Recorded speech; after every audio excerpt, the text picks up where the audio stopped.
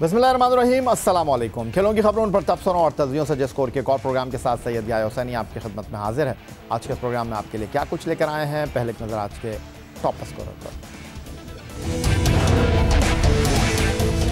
Sri Lankan team की पाकिस्तान आमद से कबल नेशनल स्टेडियम में तैयारियां शुरू।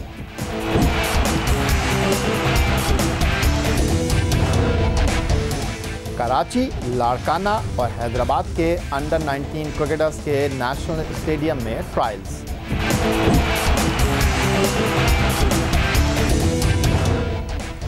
अंडर 19 सतह पर कराची के क्रिकेटर्स का ना आना लम्हा फिक्रिया है टेस्ट क्रिकेटर अरशद खान।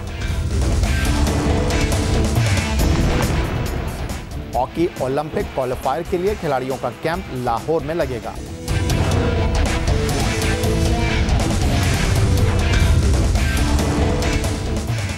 और जो जुस्तों में उभरती हुई एथलीट फातिमा इरफान से एक मुलाकात।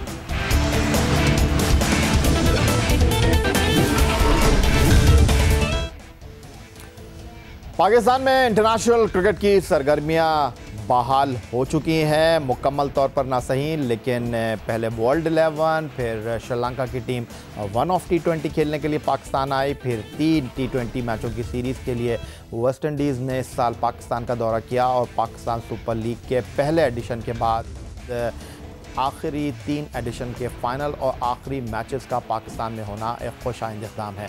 खुशी की खबर यह है कि श्रीलंकन सिक्योरिटी वफ्द ने पाकिस्तान का दौरा किया है, लाहौर और कराची शहर में सिक्योरिटी के मामलात को देखा और हौसला अफजा रिपोर्ट सामने आई है और अब बॉल श्रीलंकन खिलाड़ियों के कोर्ट में है। कुछ इस तरह की खबरें आ रही हैं कि श्रीलंकन खिलाड़ी पाकिस्तान में टेस्ट मैच खेलने पर रजामंद हैं, लेकिन 2 टेस्ट मैचों की सीरीज़ के लिए वो पाकिस्तान नहीं आना चाहते और 1 टेस्ट मैच वो पाकिस्तान में आकर खेलने पर रजामंद हैं। लेकिन पाकिस्तान में सिक्योरिटी के हवाले से जो रिपोर्ट मुरतब की, लाहौर और कराची के सिक्योरिटी माहौल को श्रीलंकन क्रिकेट ऑफिशियल्स ने देखा, उन्होंने सब कुछ अच्छा है कि रिपोर्ट दी है और अब श्रीलंकन क्रिकेटर्स को फैसला करना है। इंतज़ार है श्रीलंका की टीम पाकिस्तान आकर ICC टेस्ट चैम्पियनशिप के 2 मैचों में शिरकत करती है या फिर 1 टेस्ट मैच पाकिस्तान में खेला जाता है। बहुत जल्द इसका फैसला होने वाला है। उधर दूसरी तरफ पाकिस्तान के सबसे बड़े test centre national stadium Karachi में तज़ीनो आराइश और रंग और रोगन का काम ज़ोरों शोर से जारी है। नेशनल स्टेडियम कराची जो कि 33,000 से ज़ायद नशिस्तों का स्टेडियम है, जहां पाकिस्तान ने पहला टेस्ट मैच 1955 में रवायती हरीफ भारत के ख़िलाफ़ खेला था। इस मैदान पर घास की कटाई से लेकर दीगर मामलात में काम बहुत तेज़ी से जारी है। नेशनल स्टेडियम कराची जहां पाकिस्तान सुपर लीग सीज़न 3 और सीज़न 4 का फाइनल खेला जा चुका है, पाकिस्तान का सबसे बड़ा क्रिकेट स्टेडियम है और पाकिस्तान ने मुकम्मल आखिरी टेस्ट मैच इसी मैदान पर 2009 में श्रीलंका के ख़िलाफ़ खेला था और इसी मैदान पर कप्तान की हैसियत से यूनुस खान ट्रिपल सेंचुरी बनाने वाले पाकिस्तान के पहले बैट्समैन बने थे। नेशनल स्टेडियम कराची में पाकिस्तान ने 43 टेस्ट मैच खेले हैं। पाकिस्तान क्रिकेट टीम को इस मैदान पर पहली मरतबा टेस्ट मैच में शिकस्त का जो कड़वा घूंट था वो 2000 में इंग्लैंड के ख़िलाफ़ पीना पड़ा था और नेशनल स्टेडियम कराची क्या पाकिस्तान और श्रीलंका के दरमियान होने वाले टेस्ट मैच की मेज़बानी करेगा, ये आने वाला वक्त बताएगा। पाकिस्तान क्रिकेट टीम के साबिक कप्तान मिसबाह-उल हक, जिनकी क़यादत में पाकिस्तान ने रिकॉर्ड 26 टेस्ट मैचों में कामयाबी हासिल की, कैंप कमांडेंट की हैसियत से इन दिनों खिदमत अंजाम दे रहे हैं। Pre season Pakistan cricket team का कैंप लगा हुआ है लाहौर में और इस कैंप में बहुत सारे खिलाड़ी शामिल नहीं हैं, बहुत सारे खिलाड़ियों ने देर से रिपोर्ट किए हैं। इस प्री सीज़न कैंप से पहले पाकिस्तान क्रिकेट टीम के खिलाड़ियों का फ़िटनेस टेस्ट भी हुआ था। मिसबाह-उल हक पाकिस्तान क्रिकेट टीम के खिलाड़ी इस प्री सीज़न कैंप को किस तरह देख रहे हैं? पाकिस्तान क्रिकेट टीम का ये प्री सीज़न कैंप आने वाली क्रिकेट के लिए इंतहाई अहमियत का हामिल है। इस कैंप में भी अभी 2 दिन में यही है, ना सिर्फ ये कि आपकी ट्रेनिंग है बल्कि आपकी जो स्लीपिंग हैबिट्स हैं, आपने खाना क्या है, आपने किस तरीके से कैलोरीज अपनी देखनी है, आपने अपना बॉडी वेट है या आपका जो फ़ैट लेवल है उसको कैसे मेंटेन, क्या रिक्वायर्ड है, इस चीज़ पे ज़्यादा फोकस कोशिश करूँगा इंशाल्लाह कि आइडियल जो सिनेरियो होता है किसी भी स्पोर्ट्समैन के लिए, आइडियल फिटनेस, उसकी तरफ हम जाएँ। प्रोग्राम में वक्त हुआ एक ब्रेक का। ब्रेक के बाद प्रोग्राम को मज़ीद आगे बढ़ाएंगे।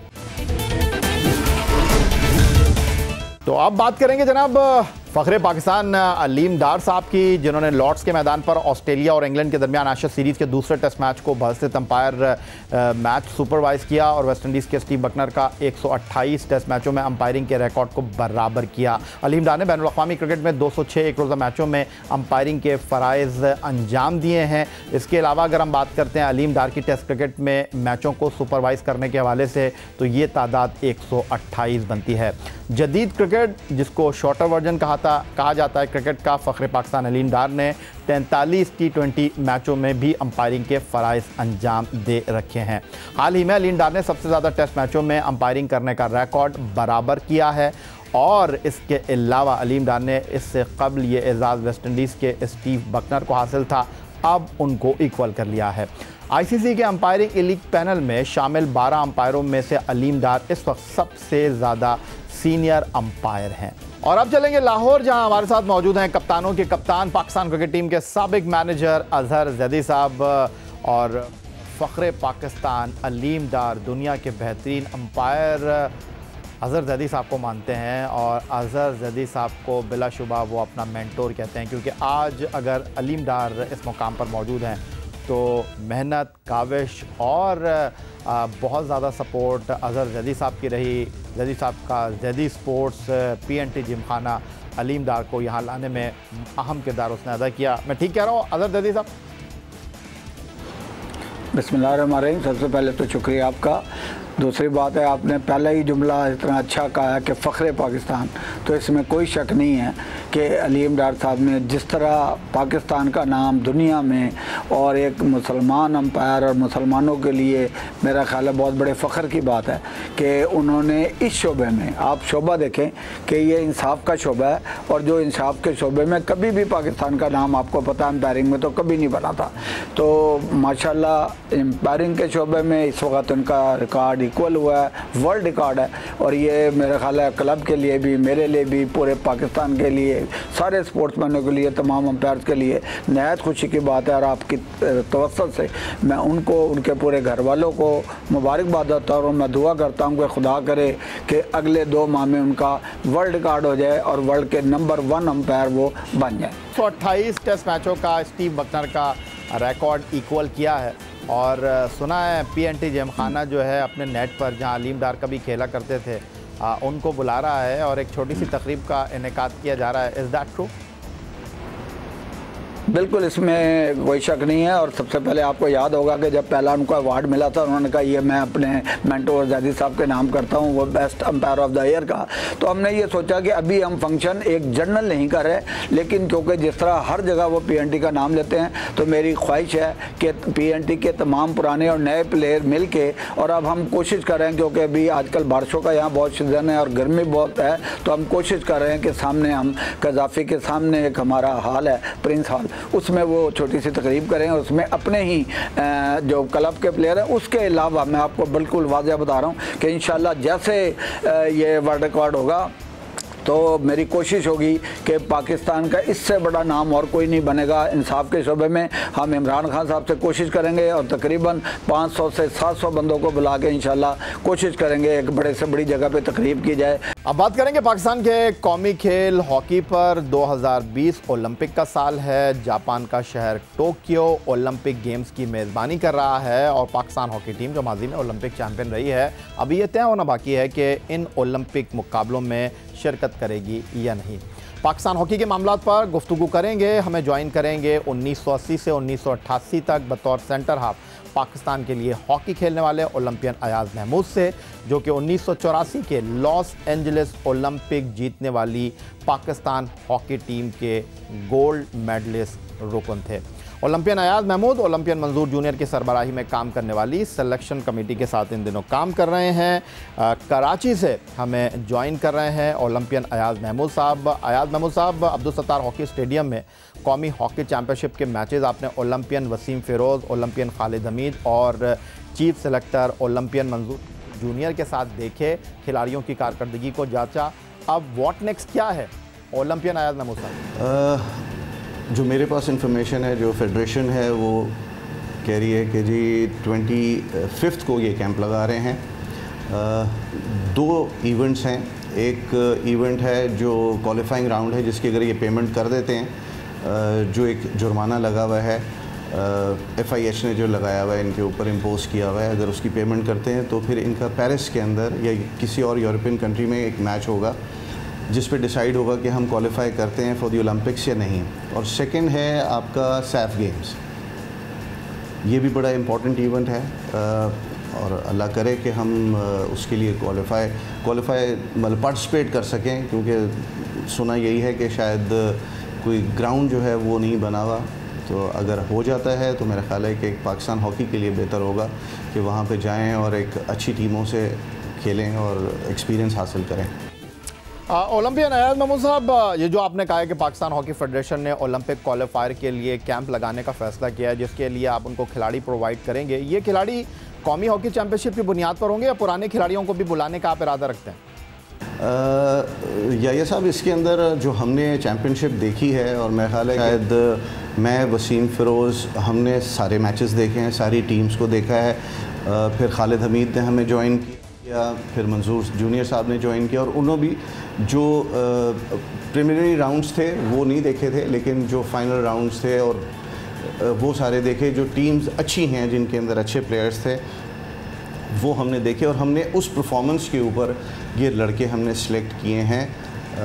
इसके अंदर मेरा ख़्याल है कि जो ग्राउंड पे खेला है, जिसकी हमने देखी है, एक हमने डिसाइड किया था, जो हमारी डिस्कशन हुई थी आपस में सिलेक्टर्स की, कि हम यंगस्टर्स के ऊपर जो है एम्फसाइज़ करेंगे कि हम यंग टीम बनाने की कोशिश करें, जो हमें फ्यूचर में कम से कम 4-5 साल हमारे लिए वो खेल सकें। सीनियर्स को हमने इतना कंसिडर नहीं किया, क्योंकि उनकी पास्ट परफॉर्मेंस जो है, अगर हम पिछले 8 साल या 10 साल उठाते हैं तो उन लड़कों की performance up to the standard या अप टू द मार्क नहीं थी, तो we would go for younger boys, और वही हमने सेलेक्ट किए हैं। महमूद साहब, ये जानना चाहता हूँ कि पाकिस्तान का जो कौमी खेल हॉकी है, इसमें पैसे का हमेशा रोना रहा है, तो आप जो काम कर रहे हैं, पैसे मिल रहे हैं आपको या नहीं मिल रहे, या मुफ्त में कर रहे हैं काम? या ये एक बड़ी लंबी डिबेट है इसके ऊपर, और आपको पता है कि हम लोग जितने भी हम आते हैं, हम ऑनरी आते हैं, ऑनरी काम करते हैं और ऑनरी हम वापस चले जाते हैं। जो चेंजेस भी आती हैं वो भी ऑनरी चेंजेस हो जाती हैं, तो पैसा हमें कोई नहीं मिला। और मेरा ख़्याल है कि इस हॉकी ने हमें वैसे बहुत कुछ दिया है। हाँ, प्रोफेशनलिज्म आना चाहिए, बिल्कुल आना चाहिए, अकाउंटेबिलिटीज़ होनी चाहिए। अगर मैं सिलेक्टर हूँ और टीम परफॉर्म नहीं कर रही है तो डेफिनेटली मेरी भी अकाउंटेबिलिटी होनी चाहिए, और इसी तरीके से अकाउंटेबिलिटी कोचेस और मैनेजर्स की भी होनी चाहिए, प्लेयर्स की भी होनी चाहिए। ऐसा नहीं हो सकता कि एक प्लेयर पावर, अगर आप पास्ट में चले जाएं तो एक प्लेयर पावर थी जो अपनी मर्ज़ी से कोच मैनेजर्स चेंज कर लेते थे, तो वो मेरा ख़्याल है कि उस जगह से उन चीज़ों को हमें डिलीट करना पड़ेगा अगर हॉकी को वापस रिवाइव अगर करना है। या बहुत शुक्रिया आपका ओलंपियन अयाज महमूद साहब। पाकिस्तान की कौमी सिलेक्शन कमेटी जो हॉकी की है उसके रुकन है, और हॉकी के मामलात पर गुफ्तगू कर रहे थे, जो चैलेंजेस पाकिस्तान हॉकी को आगे आने वाले दिनों में जिनका सामना करना है, उस हवाले से गुफ्तगू कर रहे थे। प्रोग्राम में वक्त हुआ एक ब्रेक का, ब्रेक के बाद प्रोग्राम को मज़ीद आगे बढ़ाएंगे। कोशिश कर रहे हैं कि अपने इस प्लेटफॉर्म पर दीगर खेलों को भी मुतारिफ़ कराया जाए, इन खेलों से वाबस्ता शख्सियात की आपके साथ मुलाकात कराई जाए, और एक ऐसी कोशिश आज के इस प्रोग्राम में भी हम करने जा रहे हैं। और जो जस्टू एक ऐसा खेल जो बहुत से लोग पहली बार इस खेल का नाम सुन रहे हैं, इस खेल में पाकिस्तान की जो ख़वातीन हैं वो अपना किरदार अदा कर रही हैं, और एक ऐसी ही खातून आज स्टूडियो में हमारे साथ मौजूद हैं। फ़ातिमा इरफान आपका नाम है, और पाकिस्तान की आपने बैनुल-अक़वामी सतह पर न सिर्फ नुमाइंदगी की है, बल्कि अपने खेल से पाकिस्तान का सब्ज़ हिलाली परचम भी बुलंद किया है। फ़ातिमा इरफान, सबसे पहले तो आपको खुशामदीद कहेंगे, और जानना ये चाहूँगा कि फ़ातिमा इरफान कैसे इस खेल में आई?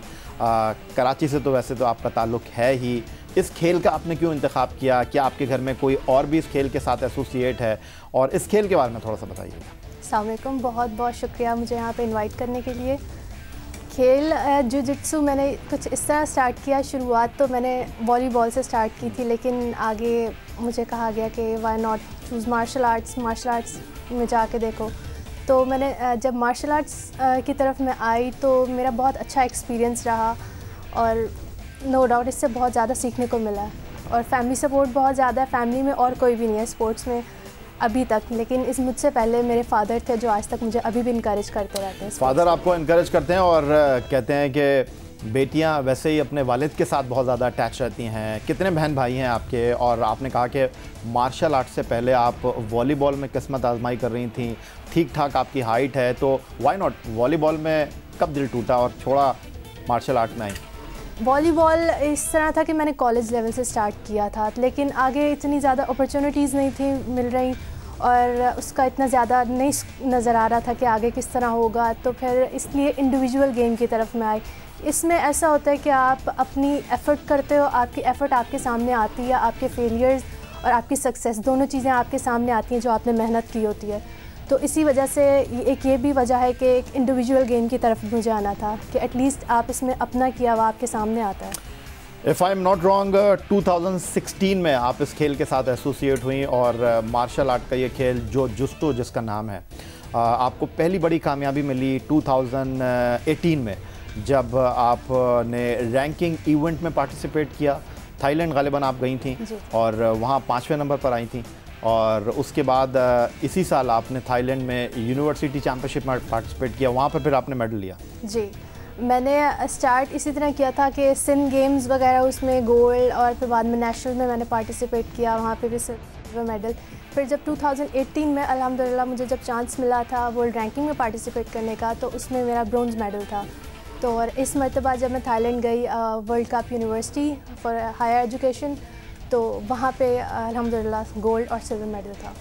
तो फातिमा कैसा एक्सपीरियंस रहा पाकिस्तान से बाहर जाने का? वैसे तो आपने अपने वालिद के हवाले से बताया कि वो बहुत ज़्यादा आपको बूस्ट करते हैं, इनकरेज करते हैं कि फातिमा यू डू इट, आप कर सकती हैं, करना चाहिए आपको। पढ़ाई के अलावा गैर निसाबी सरगर्मियों में भी आपको आगे लाने में उनका बड़ा किरदार है। तो जब पहली बार जा रही थी तो अम्मा ने इनकार तो नहीं किया? अब्बा ने कहा नहीं जाने दो? नहीं, इनकार नहीं, पापा ने तो स्पेशली और ज़्यादा इनकरेज किया था, यू कैन डू इट, कभी गिव अप नहीं करना। मामा थोड़ा सा होती थी कि कैसे होगा, लेकिन वो जब देखती हैं कि पापा इतना सपोर्ट कर रहे हैं, फैमिली जब ज़्यादा सपोर्टिव है, टीचर्स बहुत सपोर्टिव हैं, तो she just said go ahead. और शुक्रिया आपका फातिमा इरफान, पाकिस्तान में जो जुस्टू के खेल से वाबस्ता हैं और आज हमारे इस प्रोग्राम में शामिल हुई। और आपको भी हम यही कहेंगे कि अगर आप किसी खेल के साथ एसोसिएट हैं और आपने कुछ किया है तो आप बिल्कुल हमें ईमेल कर सकते हैं। हमारे एड्रेस score@jio.tv पर हमारी टीम आपसे रब्ता करेगी।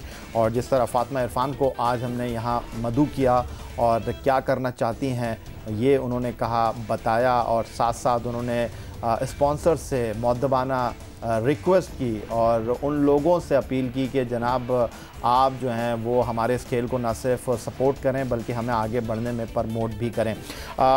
हमारा सोशल मीडिया का जो पेज है score@jio.tv, फेसबुक पर आप जाकर उसे विज़िट कर सकते हैं। आप हमें ईमेल कर सकते हैं score@jio.tv पर और ट्विटर पर आप मुझे फॉलो कर सकते हैं। इस दुआ, इस उम्मीद, इस तवक्को के साथ कि पाकिस्तान में खेल और खिलाड़ी तरक्की करते रहें। सैयद याहिया हुसैन को स्कोर की पूरी टीम के साथ अगले प्रोग्राम तक के लिए इजाज़त दीजिए। अल्लाह हाफ़िज़। मुझे तो आप जानते ही होंगे, मेरा नाम है मिस्टर जिम। अरे अभी तक आपने मेरा चैनल सब्सक्राइब नहीं किया? अरे भाई फौरन सब्सक्राइब बटन पे क्लिक करके मेरा चैनल सब्सक्राइब करें और हाँ, बेल आइकन पर लाजमी क्लिक करें ताकि आपको मेरी आने वाली तमाम वीडियोस की अपडेट मिलती रहे।